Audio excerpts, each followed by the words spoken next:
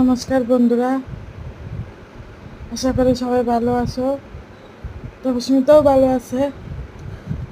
আর যে গরম পড়ছে তো ভালো থাকতো না জানি, আর তবু করলাম। আর গরমে তো হাল বেহাল করেছে।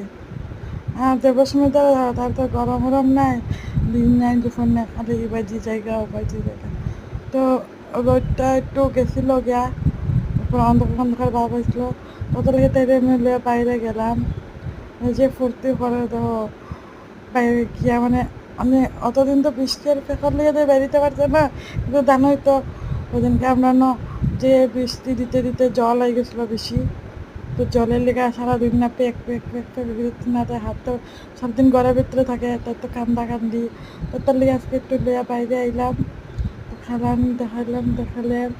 তো খেলা তো নাই, তো ইটা ধরবো ইটা ধরবো লাঠি কাঠি, তো তাই ফুর্তি করে, তাই তো মাইন্ডটা ফ্রেশ হয়। মাইন্ডটা ফ্রেশ থাকলে না বা শরীরটা ভালো থাকবো। তো তাকে লইয়া বেরিলাম, তারপর তাই খেলাধুলা করার।